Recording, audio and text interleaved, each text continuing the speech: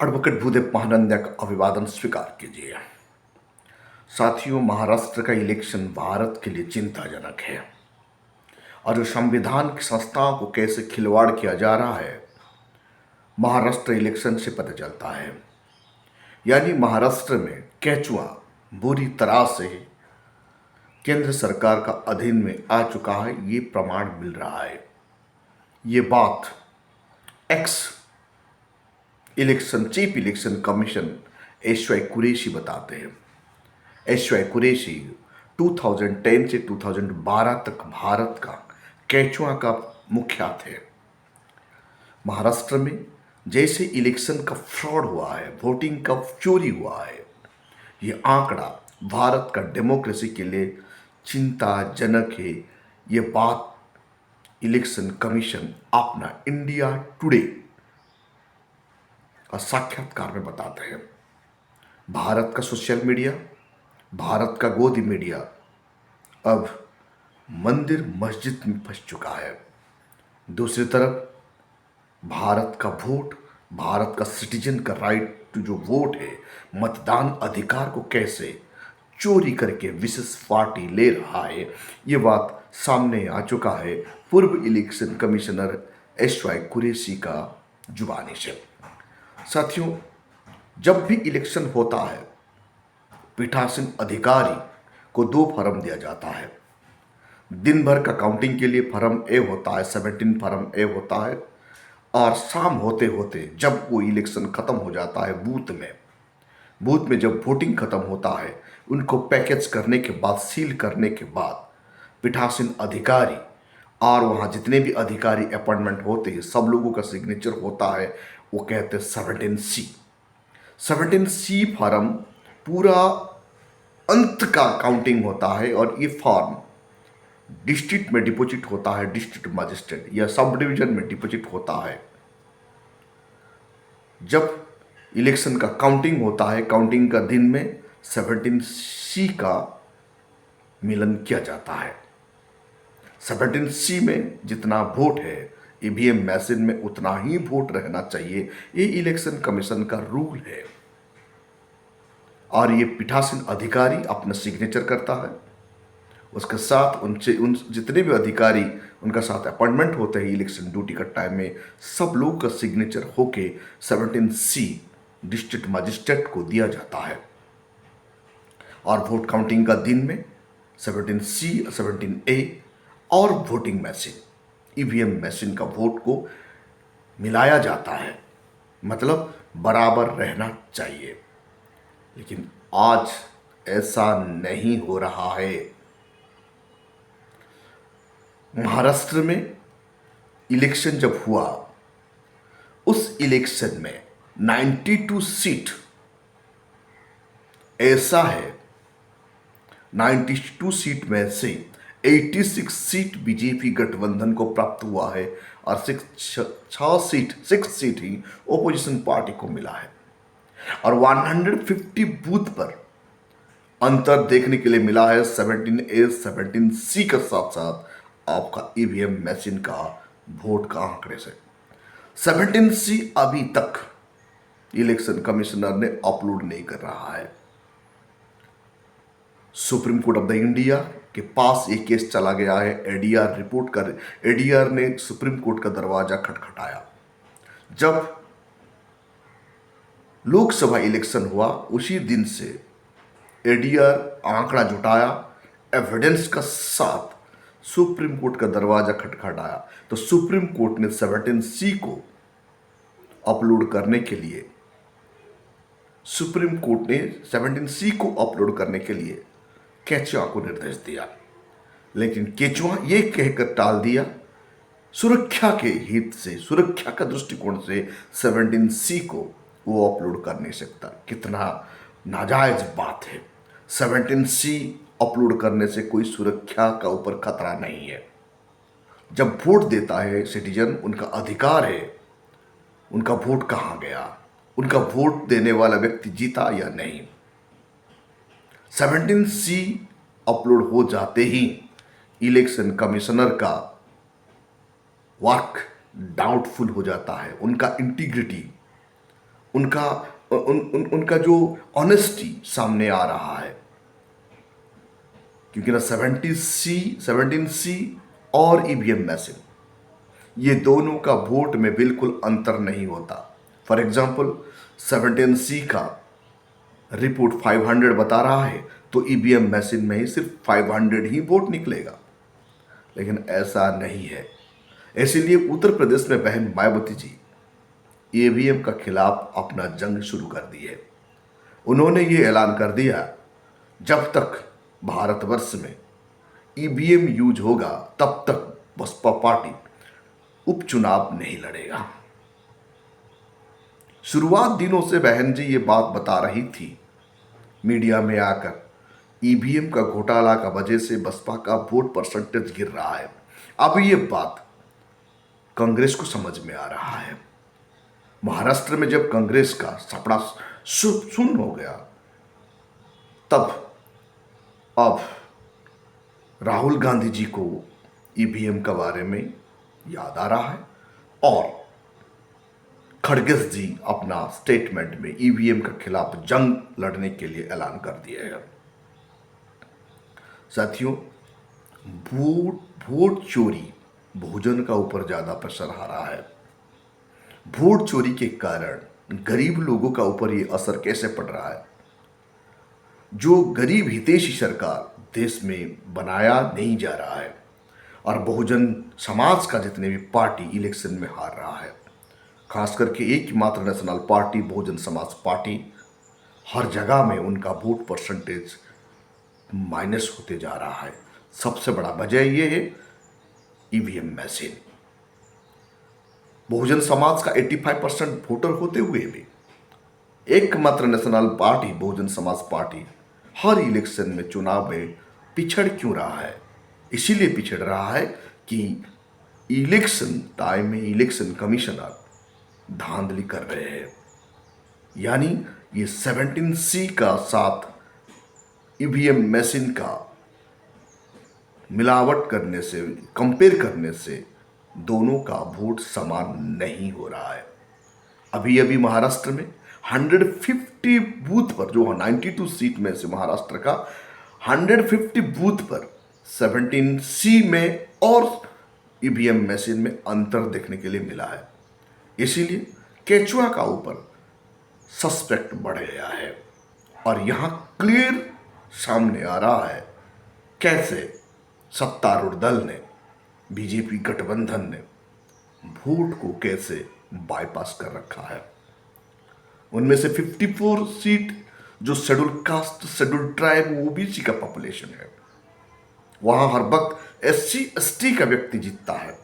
जो पार्टी बहुजन समाज से ताल्लुकात रखता है, वो पार्टी का दबदबा वाले सीट पर भी बीजेपी गठबंधन को 52 सीट मिलता है और SC ST OBC वाले पार्टी को बिल्कुल कुछ भी नहीं मिलता और कांग्रेस को 2 सीट मिलता है।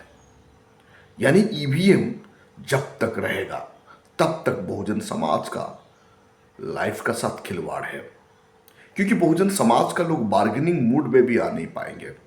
बहुजन समाज का लोग अपना लीडर को चुन नहीं पाएंगे और चुनना मुश्किल हो रहा है आज लोकसभा में। इसीलिए बहुजन समाज का लीडर का तादाद कम हो रहा है। सिर्फ 131 MP को छोड़कर जो रिजर्व सीट में जाते हैं, रिजर्व सीट में जाने वाले व्यक्ति को बहुजन समाज का MP बताया नहीं जाएगा, क्योंकि ये लोग पार्टी का इशारे से चलते हैं, मनुवादी का पार्टी का इशारे से अपना बात रखते हैं। वो कभी खुलकर बोल नहीं सकता या एक प्रश्न पूछने की भी उनका औकात नहीं होता है। साथियों, 19 सीट पर महाराष्ट्र का 19 सीट पर 17C से ज़्यादा वोट हुआ है महाराष्ट्र में। यानी जो 19 सीट है, जितना वोट गिरा 17C का रिपोर्ट के मुताबिक उनसे कोई गुना ज़्यादा वोट काउंटिंग हुआ है ईवीएम मशीन से। यहाँ से क्लियर सामने आता है तो वोट कैसे बढ़ गया, कैसे बढ़ा। 17C में जो वोट है, जितना वोट होना चाहिए ईवीएम मशीन में उतना ही वोट निकलना चाहिए, लेकिन 19 ऐसा सीट है, 19 सीट ऐसा है महाराष्ट्र में जहां 17C का रिपोर्ट से ज़्यादा वोट ईवीएम मशीन में देखने के लिए मिला है। और 76 सीट पर 221 बूथ में बहुत गड़बड़ी हुआ है, हैवी गड़बड़ी हुआ है, और उनका वोट गिनती ही नहीं किया गया। 221 बूथ का वोट गिनती नहीं किया गया। गिनती किया जाता तो जीतने वाला दल हार जाता। मतलब ये कैसे गड़बड़ी है? इनको कहते हैं संविधान को अपने कंट्रोल में ले जाना, संविधान का संस्था को अपने अपने इशारे पर नचाना। जब संवैधानिक संस्था सत्तारूढ़ दल का इशारा में नाचेगा, भारत का डेमोक्रेसी का स्थिति क्या होगा? और भारत का संविधान खतरे में आ जाएगा, और आ भी चुका है। आज संविधान एक कागज का पुलिंदा बन के रह गया है। जो संविधान सबको इक्वालिटी देता है, जो संविधान फ्रेटर्निटी का बात करता है, आज संविधान को खिलाफ करके लोग देश को कैसे बर्बाद कर रहे हैं, हिंदू मुस्लिम आंकड़े से पता चलता है। मस्जिद में जाकर मंदिर ढूंढना और 1991 वारशिप एक्ट को वायोलेशन करना, ये संवैधानिक अपराध नहीं तो और क्या है? साथियों, एडीआर आज सुप्रीम कोर्ट का दरवाजा जब खटखटाया तो सुप्रीम कोर्ट ने नोटिस भेजा इलेक्शन कमिश्नर को, जवाब तलब किया 17C जल्दी आप अपलोड कर दीजिए। लेकिन इलेक्शन कमीशन सुनता ही नहीं, सुप्रीम कोर्ट का बात भी नहीं सुन रहा है। लोकसभा इलेक्शन में उड़ीसा में जो 21 सीट था, 21 सीट में से 42 लाख वोट ज्यादा बढ़ गया है। यानी ईवीएम जो 17C का वोट जितना दिया था, जो हिसाब दिया था, उनसे ज्यादा 42 लाख वोट ज्यादा हो गया। यानी सोचिए, 42 लाख मामूली बात नहीं है। 42 लाख वोट कौन दिया? वहां वोटर ही नहीं गए। वोटर ही नहीं गए तो इतना वोट गया कैसे? 42 लाख वोट ज्यादा हो जाने के कारण उड़ीसा में बीजेपी का गवर्नमेंट बना, और 21 सीट में से 18 सीट बीजेपी का हाथ में गया। एक सीट कांग्रेस जीता और एक सीट बीजेडी का हाथ में गया। ऐसे ही आंध्र प्रदेश में 25 सीट में से 49 लाख वोट बढ़ गया है। यानी 17C का साथ मैच नहीं कर रहा है। 49 लाख वोट बढ़ना मतलब बीएसएस पार्टी का ही जीत हो जाएगा। वहां डेमोक्रेसी सिस्टम से इलेक्शन नहीं हुआ, ईवीएम को चुराकर वहां का गवर्नमेंट बना, यानी केंद्र में सरकार बना। ये क्लियर सामने आ रहा है। ऐसे ही कर्नाटक में 28 सीट में से 22 लाख वोट ज्यादा बढ़ गया है। 17C से कंपेयर करने के बाद 17C और ईवीएम मशीन जब कंपेयर किया गया कर्नाटक में, तो 22 लाख वोट एक्स्ट्रा आया। जो वोटर ही नहीं है, लोग वोट ही नहीं दिए, 22 लाख लोग वोट नहीं दिए, ये एक्स्ट्रा वोट आया कैसे? ये प्रश्न हर किसी का मन में आ जाता है। ऐसे ही छत्तीसगढ़ में लोकसभा इलेक्शन में 11 सीट में से 9 लाख वोट बढ़ गया। यानी 17C में और ईवीएम मशीन का जब कंपेयर किया गया तो 9 लाख वोट आया कहां से? वो 9 लाख वोट के बदौलत बीजेपी को लोकसभा में सीट बढ़त मिली। ऐसे राजस्थान में 25 सीट में से 59 लाख वोट फिर बढ़ गया। 59 लाख वोट बढ़ गया मतलब आप सोचिए, 17C और ईवीएम मशीन, ये दोनों को जब कंपेयर किया गया तो ईवीएम मशीन में 59 लाख वोट ज़्यादा देखने के लिए मिला, और 17C में 59 वोट कम है। तो ये दोनों का मैच नहीं किया, तो वहां भी बीजेपी का MP सीट ज़्यादा हो गया। ऐसे मध्य प्रदेश में भी 20 लाख वोट बढ़ गया है। आसाम में 15 लाख वोट बढ़ गया है। ऐसे ही टोटल 79 सीट लोकसभा का टोटल 79 सीट में हेराफेरी हुआ है। यानी इस 79 सीट में 17C और ईवीएम मशीन का जब मेलन किया गया, दोनों को कंपेयर किया गया, तो लाखों वोट का गड़बड़ी हुआ है और ये 79 सीट बीजेपी के खाते में गया है। यानी जो 241 जो सीट है आज बीजेपी का, वो भी नहीं हो पाता, इतना गड़बड़ी नहीं होता तो।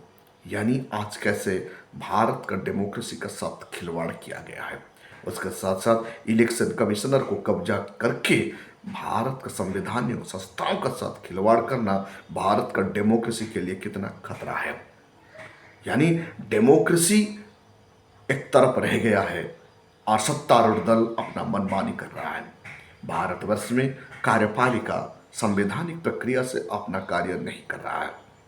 भारतवर्ष में न्यायपालिका भावना में आकर जजमेंट दे रहे हैं, संवैधानिक प्रक्रिया में नहीं है। वैसे ही लेजिस्लेचर जनता का हित के लिए, लोगों का हित के लिए कानून नहीं बना रहा है। लेजिस्लेचर पूंजीपतियों का, क्रोनी कैपिटलिस्ट का हित के लिए कानून बना रहा है। जब ऐसा होगा तो देश का दशा और दिशा क्या होगा, भारत में रहने वाले बहुजन समाज का फ्यूचर क्या होगा, बहुजन समाज का जनरेशन के लिए क्या होगा, जो समाज आज तक अपने बलबूते पर खड़ा हो नहीं पाया। बहुजन समाज आज तक 2 वक्त का रोटी के लिए तरस रहा है। बहुजन समाज आज तक वो संघर्ष कर रहा है। जब उनका बच्चा पढ़ लिख कर आगे बढ़ेगा, उन्हें नौकरी नहीं मिलेगा। जब उनका बच्चा बिजनेस में जाएगा तो क्रोनिक कैपिटलिस्ट का शिकार हो जाएगा। जब उनका बच्चा, भारत का बच्चा कुछ करने के लिए सोचेगा तो ये मोनोपोली भारतवर्ष में लगातार चलता रहेगा, तो इक्वालिटी एस्टैब्लिश होना असंभव हो जाएगा। यानी जब देश का सरकार क्रोनी कैपिटलिस्ट को मदद करेगा, इक्वालिटी एस्टैब्लिश करने के लिए नहीं सोचेगा, ऐसे स्थिति में देश कैसे डेवलप होगा। गोदी मीडिया चिल्ला चिल्ला कर बता रहा है भारत का अर्थव्यवस्था में बहुत 5वीं नंबर पर आ चुका है, लेकिन साथियों भारत का जीडीपी जब आप देखेंगे तो 145 रैंक से अब नीचे गिर रहा है। तो इतना, जब भारत का अर्थव्यवस्था दुनिया में 5वीं स्तर पर है, 5 रैंक पर है, लोगों का कैपिटल इनकम इतना नीचे क्यों है, पर कैपिटल इनकम 145 का रैंक में क्यों आ रहा है, ये सोचने की बात है। इसलिए मेरा ये सोचना है कभी भी संवैधानिक संस्थाओं का साथ खिलवाड़ करना नहीं चाहिए। हर कोई संवैधानिक संस्था का मुखिया, जिसको भी वो चेयर मिलता है, कुर्सी मिलता है, संविधान का हिसाब से देश का शासन, प्रशासन, न्याय और प्रेस मीडिया को अपना ड्यूटी डिस्चार्ज करना चाहिए। तब जाके भारतवर्ष में एक अच्छा डेमोक्रेसी चलेगा, भारत दुनिया में कम्पीट कर पाएगा, भारत दुनिया में अपना डंका बजाएगा और देश विदेश में अपना नाम होगा।